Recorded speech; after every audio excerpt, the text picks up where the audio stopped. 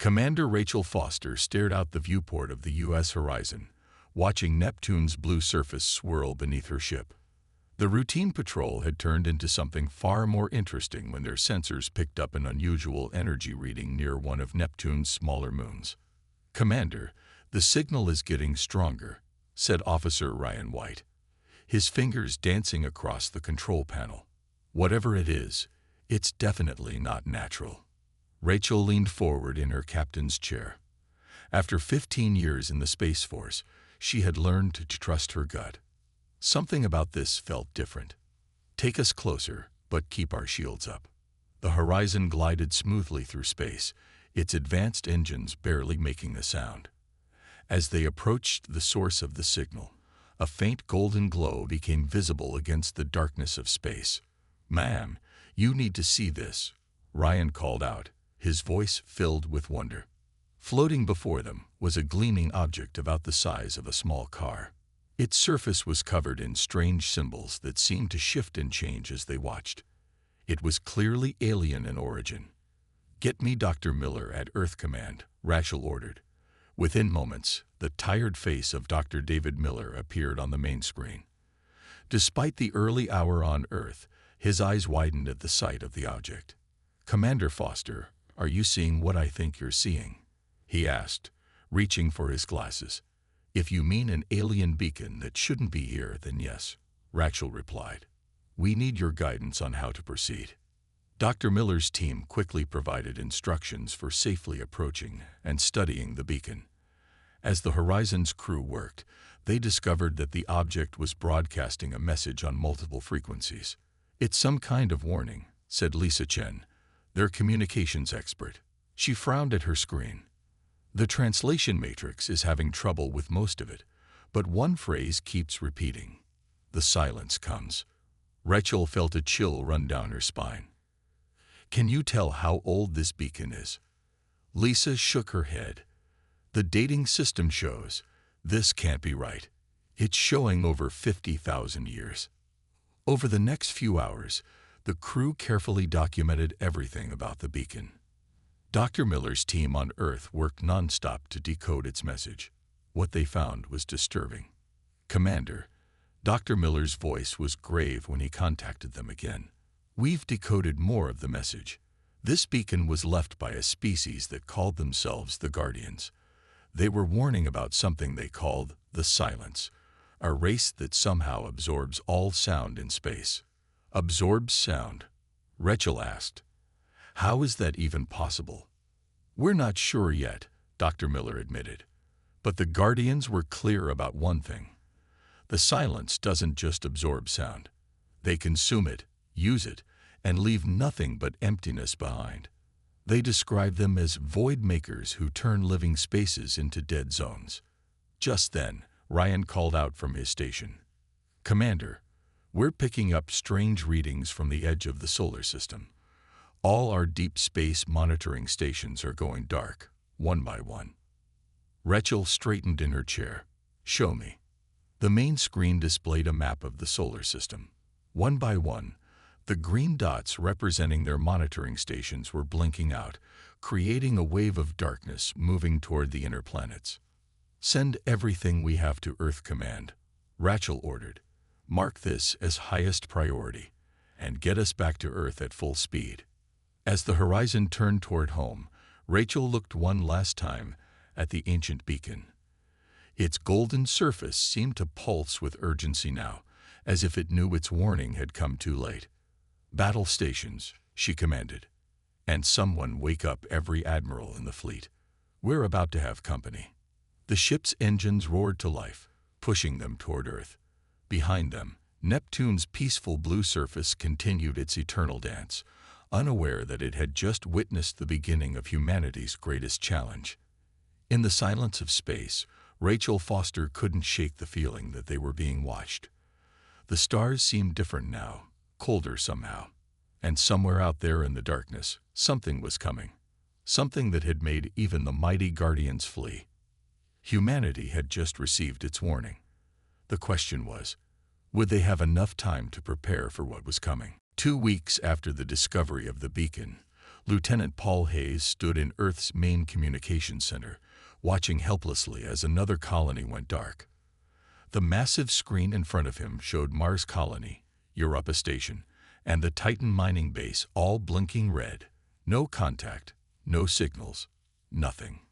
"Try the quantum channels again," he ordered his team, knowing it was probably useless. Ever since the Dark Fleet had entered the solar system, normal communication methods had stopped working. "Still nothing, sir," said Anna Wilson, her face lit by the glow of her screen. "It's like the signals just disappear into nothing."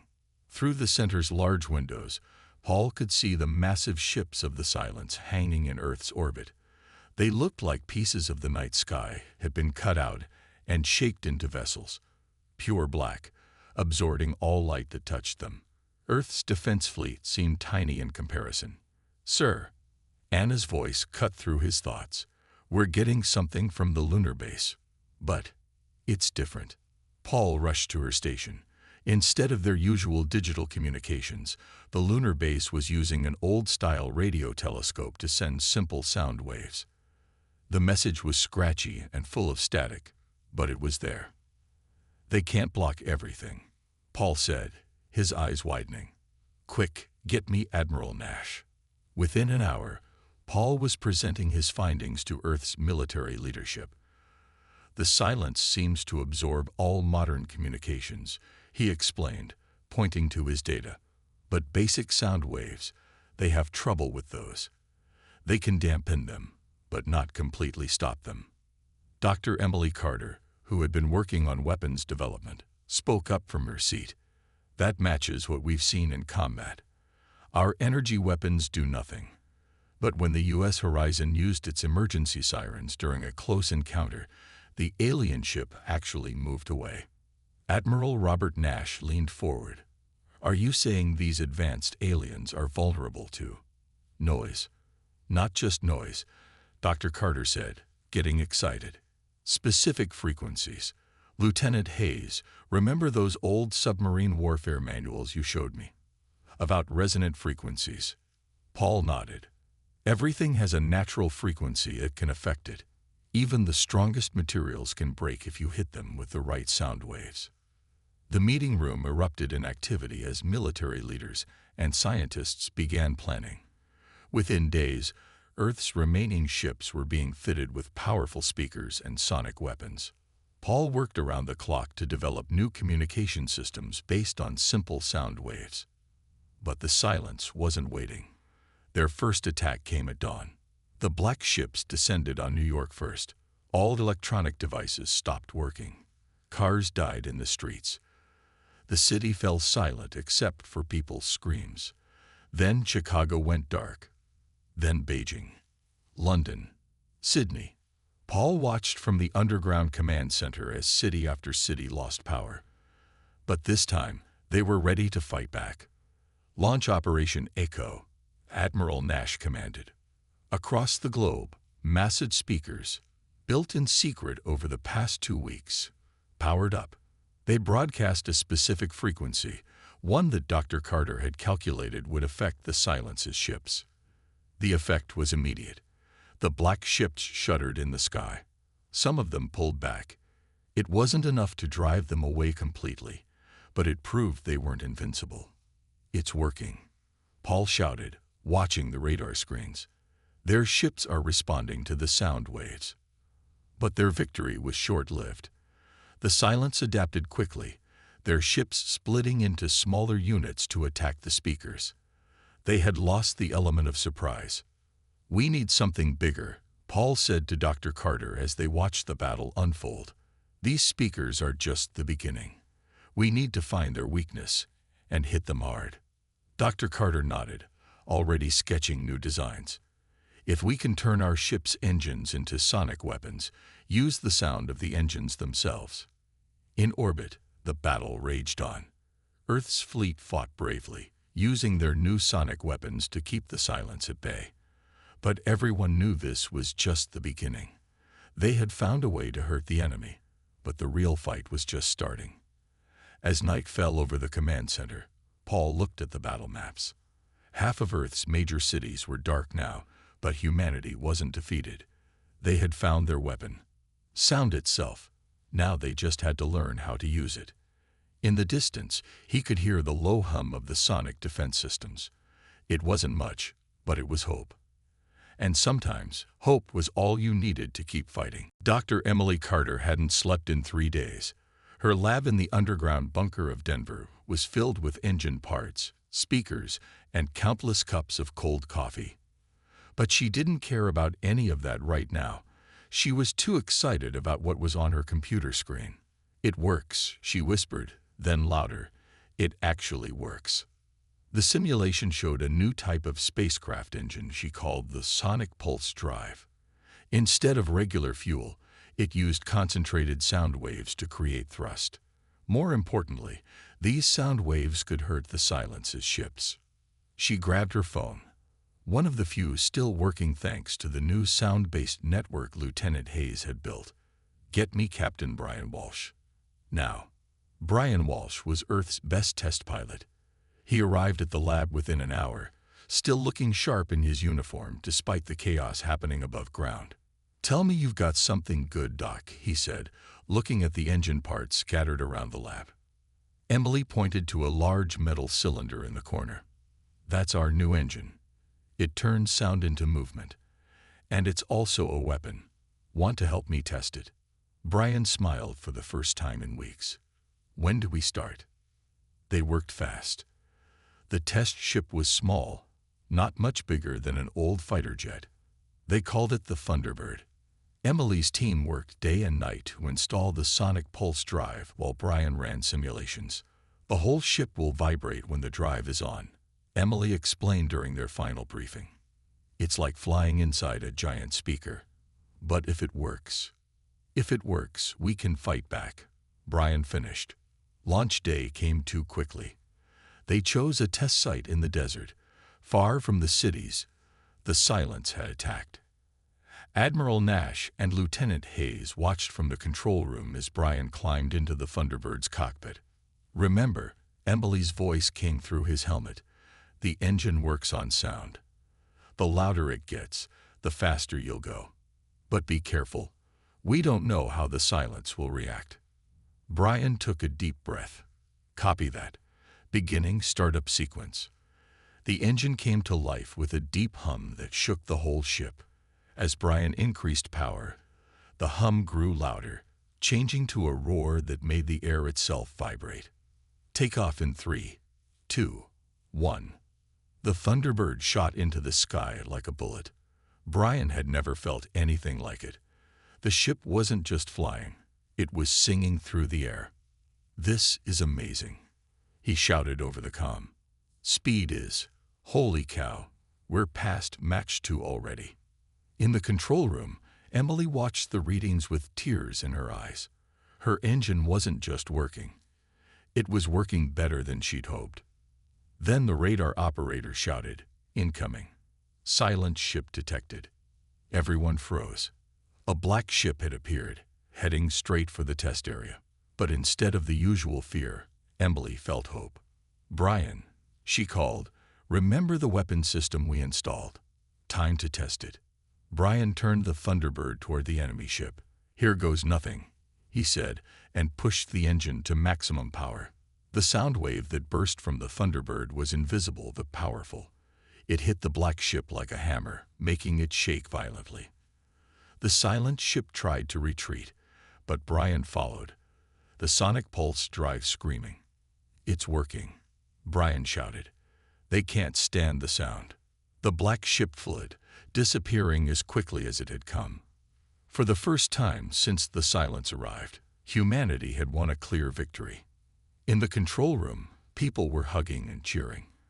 Admiral Nash was already on the phone, ordering more Sonic Pulse drives to be built. "How fast can we make more?" he asked Emily.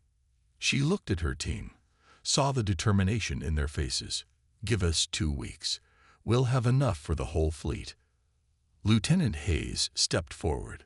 "The Sonic network is ready too.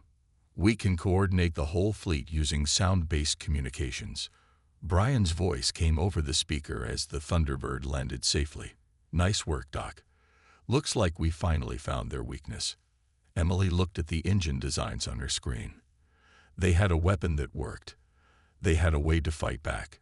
Now they just needed to build enough of them before the Silence launched their next attack. "We're not done yet," she said, already thinking of improvements. "But for the first time since this started, we have a real chance." Outside, the Thunderbird's engine hummed quietly, like a promise of hope in the darkness that the Silence had brought to Earth. Major Susan Cooper watched her fleet of 50 ships, all newly equipped with sonic pulse drives, gather above Earth.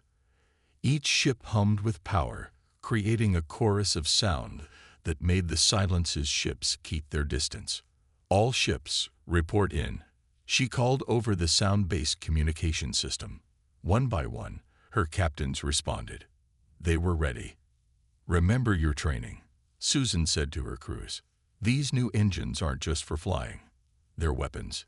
Use them well." Their mission was bold. Take back Mars. The red planet had been dark for weeks, its colonies cut off from Earth. Nobody knew if the colonists were still alive. "Fleet Command, this is Major Cooper. Operation Symphony is go." The fleet moved as one, their sonic drives creating a wall of sound that pushed through space. As they passed the moon, they saw their first target, 5 of the Silence's black ships guarding the path to Mars. "Battle formation," Susan ordered. "Remember, hit them with frequency pattern alpha. Don't let them adapt." The human fleet split into 5 groups, each targeting one enemy ship. Susan's flagship, the Beethoven, led the charge. The sound of 50 sonic drives rose to a deafening roar. The effect on the Silence's ships was immediate. The black vessels tried to retreat, their surfaces rippling like water in a storm. But Susan's fleet had them surrounded. All ships, full power. The combined sound waves hit the enemy ships from all sides. 2 of the black ships simply fell apart, their material unable to handle the sonic assault. A third tried to fight back, sending waves of darkness toward the human fleet. But the sonic shields held. "They're breaking," someone shouted. "They're actually breaking." The remaining enemy ships fled, disappearing into deep space. The path to Mars was clear. But Susan knew better than to celebrate too early. "Stay alert," she warned her fleet. That was too easy. She was right. As they approached Mars, their sensors detected something massive hiding behind the planet's largest moon, Phobos. "Mother of Mercy," Susan whispered. It was the biggest Silence ship they'd ever seen, easily as large as a small city. Lieutenant Hayes' voice crackled over the comm from Earth Command. "Major, we're getting readings from that ship. It's absorbing all sound in its area. Even our sonic drives will be weaker near it." Susan thought quickly. They couldn't retreat. Mars needed them, but a direct attack would be suicide. Then she remembered something Dr. Carter had said during training. Sound waves can build on each other. The right combination can create something much stronger than the sum of its parts. "All ships," Susan called, "form the circle. We're going to try something new." The fleet arranged itself in a huge circle, all ships facing inward. At Susan's command, each ship activated its sonic drive at a slightly different frequency. "Now rotate the frequencies, just like we practiced." The sound waves began to build on each other, creating a massive ball of sonic energy in the center of the circle. The huge enemy ship noticed too late what was happening. "Release on my mark." Susan watched the energy readings climb higher. Now, 50 ships released their sonic energy at once. The combined wave shot toward the enemy ship like a spear of pure sound. It struck with such force that Phobos itself shook. The massive black ship tried to absorb the attack, but there was too much energy. Cracks appeared in its surface, spreading like lightning. Then, with a flash of darkness, it broke apart. The path to Mars was truly clear now. As they approached the red planet, they began picking up signals from the colonies. "They're alive." The cry went up through the fleet. The colonists survived. Susan allowed herself a small smile. They had won their first major victory. More importantly, they had proved that the silence could be beaten. Earth Command, this is Major Cooper, she reported. Mars is secure. Operation Symphony is a success. Back on Earth, in the command center, Admiral Nash turned to Dr. Carter. Your sonic weapons just saved Mars. How soon can we upgrade them for the next phase? Dr. Carter was already working on her tablet. Give me 3 days. What we learned from this battle, I can make them even stronger. The war wasn't over. Everyone knew the silence would be back, probably with new defenses against sonic weapons. But for the first time, humanity had shown that they could do more than just survive. They could win. In her ship above Mars, Susan Cooper watched the colony lights come back on across the planet's surface. The stars might have been silent, but humanity's battle cry was just beginning to roar. Admiral Robert Nash stood on the bridge of the U.S. Symphony, Earth's newest and largest sonic warship. The massive view screen showed hundreds of human ships gathering near Jupiter. Each one carried the latest version of Dr. Carter's sonic drives. Status report. He called out to his crew. All fleet sections checking in, sir, said his communications officer. Major Cooper's Mars Defense Fleet is in position. Captain Walsh's strike force is ready. Lieutenant Hayes reports the sonic network is at full strength. This was humanity's biggest operation yet, a direct attack on the Silence's main fleet. After their defeat at Mars, the enemy had gathered most of their ships near Jupiter. Now it was time to strike. Dr. Emily Carter worked at a console nearby, studying sound wave patterns. She hadn't planned to be here, but her latest discovery was too important to share from Earth. Admiral, she called out, excitement in her voice. Lieutenant Hayes, and I found something. The Silence's ships, they don't just hate sound. They fear it. Look at these readings. She showed him data from their recent battles. See how they react to certain frequencies. It's like they're in pain. And I think I know why. Before she could explain more, alarms blared across the ship. The Silence had spotted them. All ships, battle stations, Nash ordered. Begin Operation Crescendo. The human fleet moved forward, their sonic drives creating a wall of sound that pushed through space. The Silence's fleet responded, their black ships spreading out in an attack formation. They'd changed their ships, Dr. Carter noted, watching the enemy approach. The hulls are different. They're trying to adapt to our sonic weapons. Nash nodded grimly. Then we'll just have to hit them harder. Major Cooper, begin Phase 1.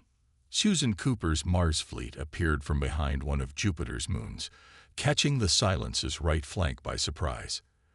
Their sonic weapons had been modified to emit specific frequencies that Dr. Carter had identified as most effective. The effect was immediate. Several enemy ships broke apart under the sonic assault. Others tried to retreat but found themselves trapped between Cooper's forces and the main fleet. It's working, someone shouted, but Nash knew better than to celebrate too early. The Silence launched their counterattack.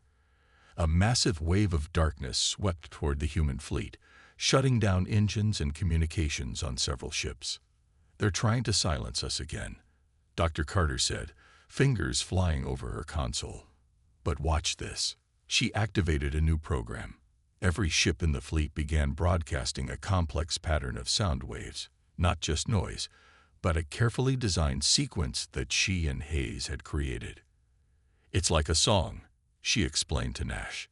Each ship plays its part, and together, the combined sonic pattern cut through the Silence's darkness like a knife.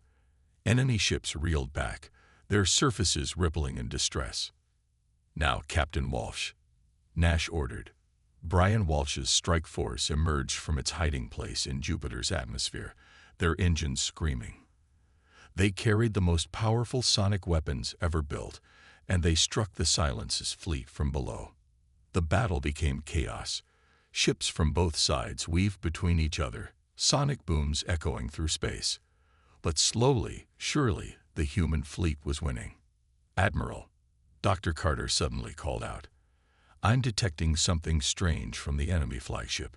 These readings, they're trying to communicate.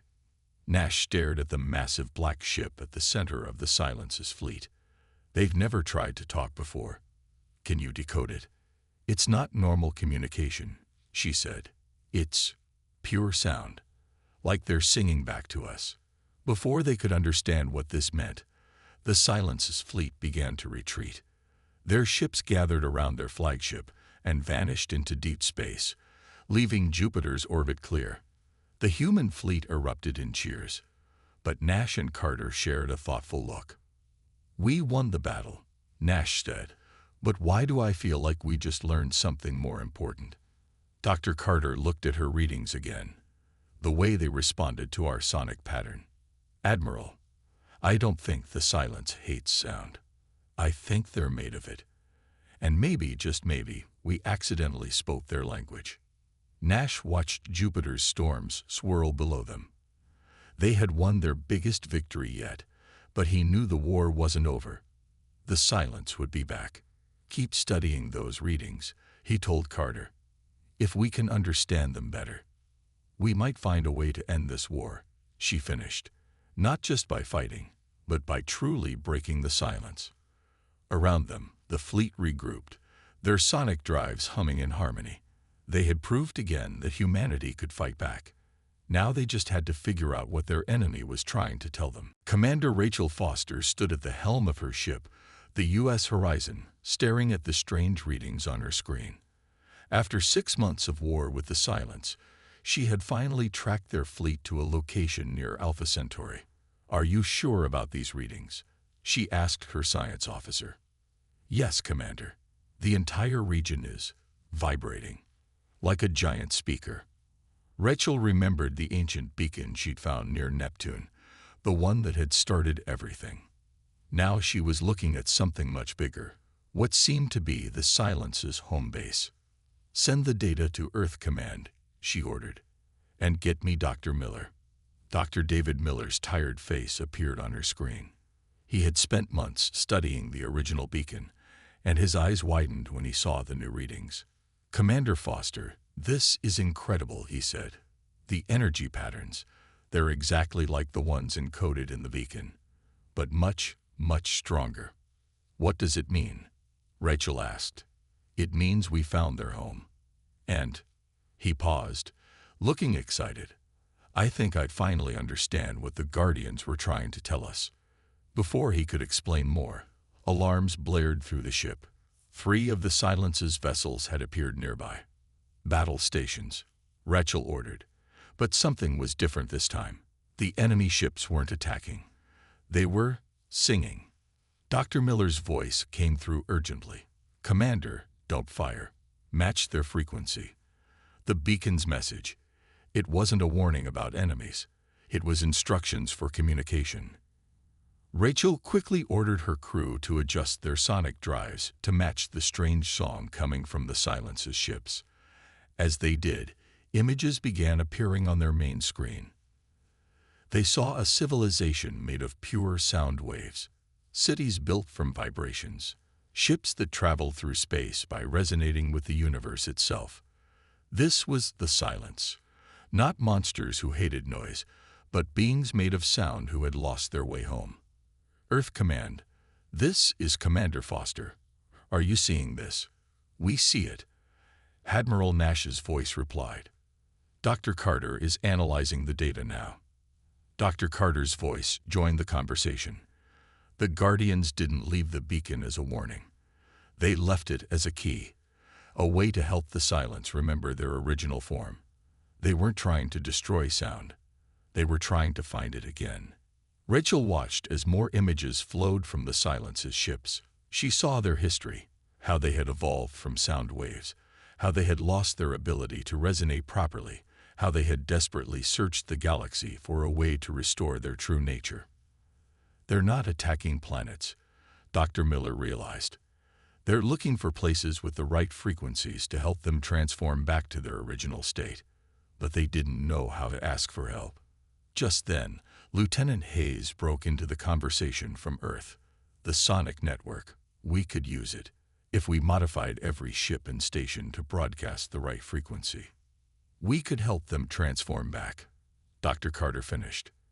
But we'd need something enormous, something bigger than anything we've built before. Admiral Nash's voice was firm. Then we'll build it. Commander Foster, stay with the Silence's ships. Learn everything you can. Dr. Carter, start designing what we need. This could be how we end the war. Rachel looked out at the 3 alien ships, still singing their strange song. For the first time, she understood why the stars had seemed so silent. They were waiting for someone to sing back. Earth Command, she said, I'm sending through the frequency patterns we're receiving. The Silence is trying to teach us their language.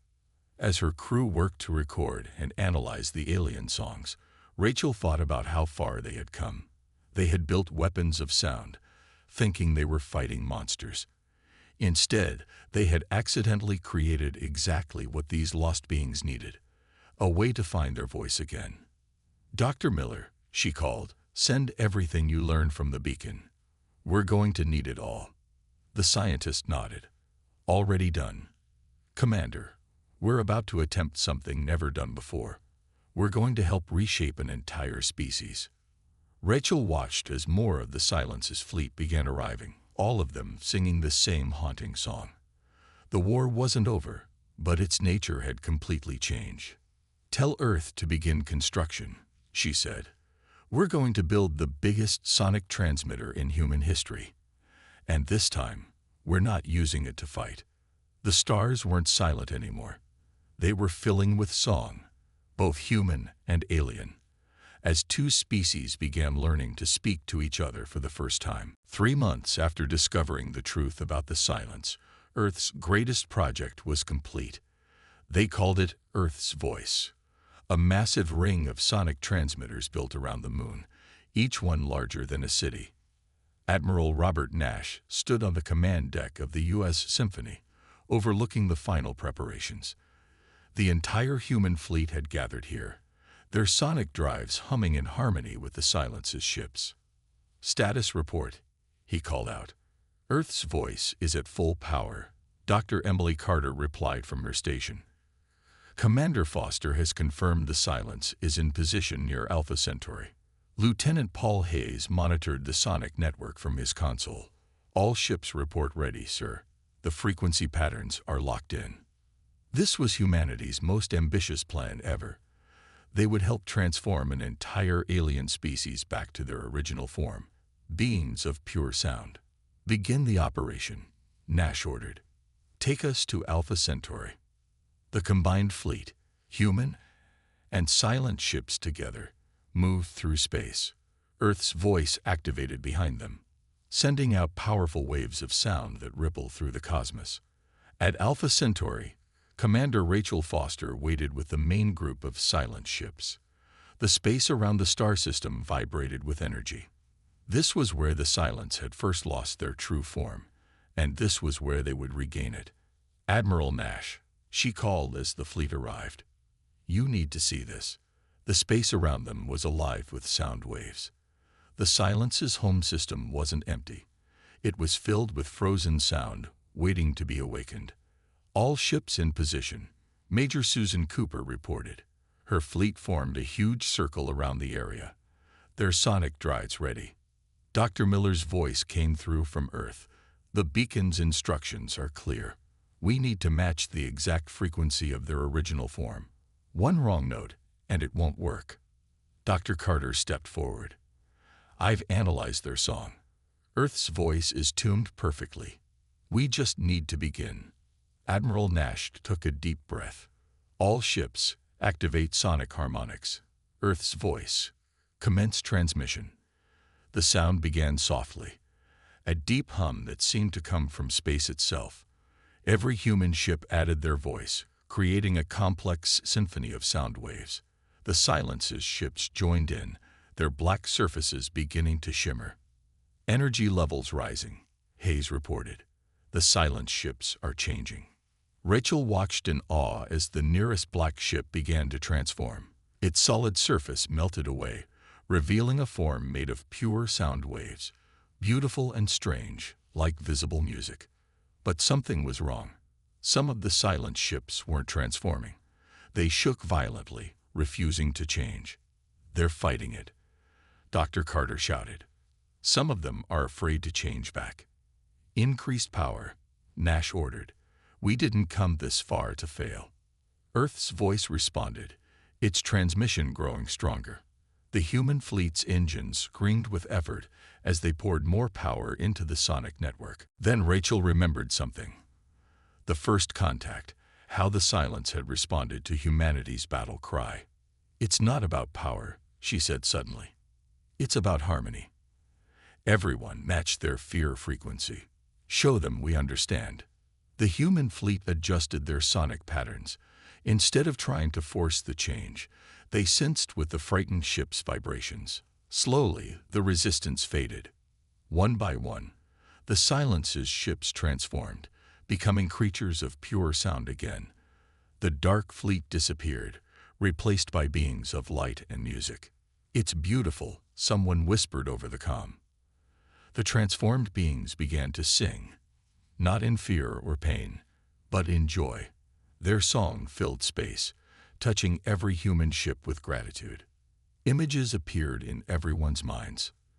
The silence showing their history, their loss, and now their return. They had been trapped in physical form for thousands of years, unable to speak or sing. Humanity had given them their voice back. "Earth Command," Nash reported, his voice thick with emotion. "Operation is complete." The silence. They're not silent anymore. The beings that had once been the silence moved through space like living music, their joy expressed in harmonies no human had ever heard before. They taught humanity their true name, the resonance, and shared knowledge of how sound could shape the universe itself. As the fleet prepared to return home, Rachel looked out at the transformed beings. "We came expecting war," she said, "but found harmony instead." Admiral Nash nodded. "Sometimes the greatest victory isn't winning a battle. It's learning to sing together." The stars weren't silent anymore. They rang with the songs of two civilizations that had learned to understand each other. Humanity's battle cry had become a chorus, and the universe was better for it. In the end, it wasn't weapons that had won the day. It was understanding, cooperation, and the willingness to listen to a song different from our own.